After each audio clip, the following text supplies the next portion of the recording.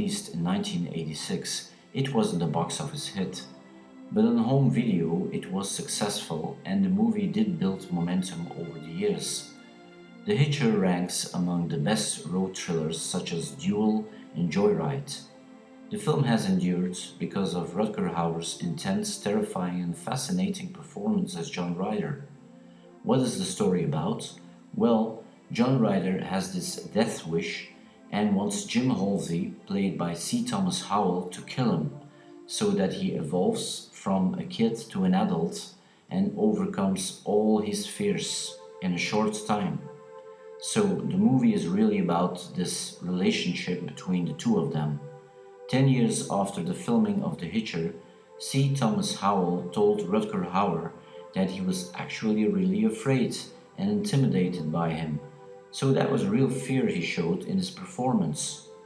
Rutger Hauer did some stunt work, and in his book All Those Moments he mentions the loss of one of his front teeth while going through a windscreen of a car.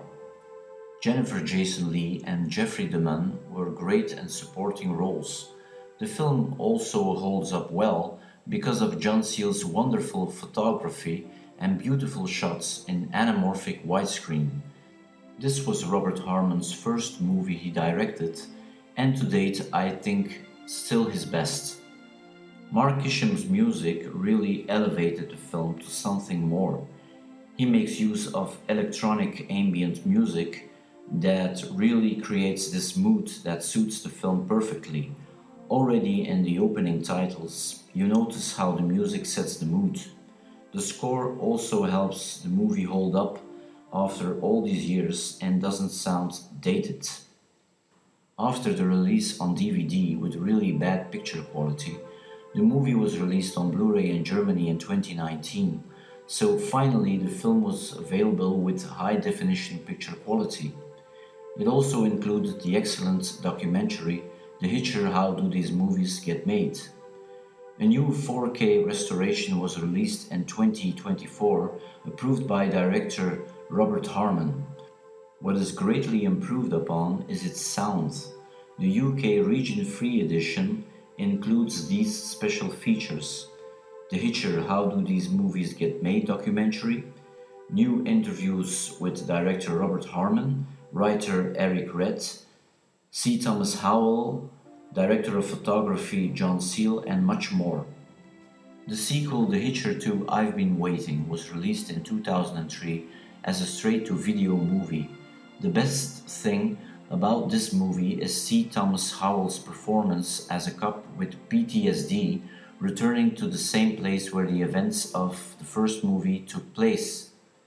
It's the performance of Jake Busey as a new hitchhiker where the film falls short. Rutger Hauer should have reprised his role as the Hitcher. Okay, I know he was shot dead, but if Dexter Morgan can be resurrected, why not John Ryder? Just imagine Rutger Hauer in this movie and it already improves significantly. The Hitcher was remade in 2007 starring Sean Bean, Sophia Bush and Zachary Knighton. I actually enjoyed this movie, although it didn't improve upon the original film. Again, the Rutger Hauer performance overshadowed this production. I really like Sean Bean in his other movies and television series, but I think a remake needed a performance with more intensity, scare factor and psychological depth.